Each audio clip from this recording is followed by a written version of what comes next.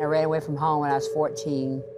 I ended up getting raped, and then I came back home, but I didn't tell my mother because her response would be, that's what you get for running away from home. My mother saw a mirror image of herself in me. So when she would look at me, she would see things of her past in me, but she wouldn't know how to fix it, so she would just get mad. I wasn't experiencing any kind of real love because I hadn't ever had real love. I always just had this imitation of love, that it had a requirement to it. As I was growing up, I would learn to try to please her, make her happy. So I learned how to put on different masks. I learned how to get attention by acting stupid. I learned to drink to cover my pain, just like she did. That was the role model I had to teach me things. Later on, I'd have kids, thinking, well, if I had kids, then I could have someone to love on and someone to take care of, and that would make my life better. I didn't realize I was going to do the exact same thing to them. It was done to me.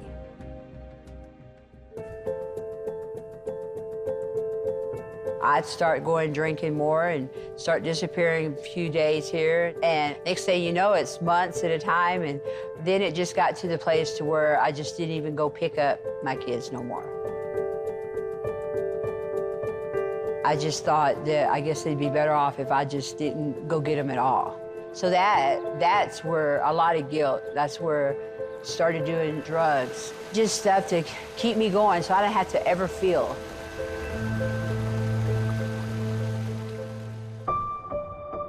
One day, I called my friend to tell her to go pick up my 2 little kids from school. Instead, she called CPS. And so CPS came and they took my kids. I'm really hating myself more than ever. I just really felt very worthless. That's where I started hitting the streets. Living on the streets is very hard, and it's, especially being a woman. I mean, I've had guns pointed at me. I've been left for dead. If I got raped, oh, well, I shouldn't have been out here. This is just another part of my journey. This is my fault because I abandoned all my kids, and this is what I get for it. This is the payment that I'm going to have. When I was coming to Beautiful Feet, I came here for one reason. That was to sleep and to get something to eat. Coming up to the church, you know, I'd look at the Bible and stuff. And then I'd go back out on the streets and I would do the exact same thing. And it was like this yo-yo of life that I lived in for 9 years. When I went to jail that night for prostitution, I just knew in my heart there was something different happening. I was sitting in the jail cell and I was reading John 8:3-11.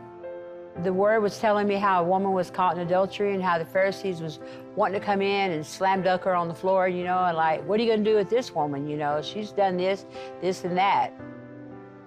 I looked down on the ground and I saw the angel of the Lord knelt down there. He was writing not guilty. He didn't look at me. He didn't talk to me. He just was knelt down on the ground. God was redeeming me that night. He was cleansing me.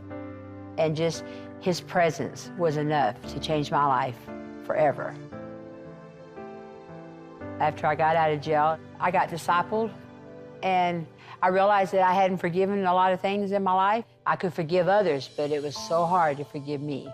God taught me how to deal with Pam and how to live in my own skin and to walk this walk with Jesus. And then before my mother passed away, all the ugliness was going away. I could see her as a mom.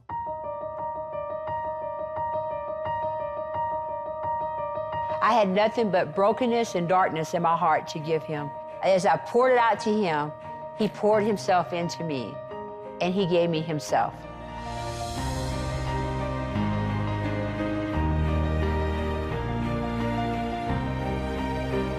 His word tells me he'll never forsake me. And he also says my mother and father will forsake me, but he will hold me in his right hand.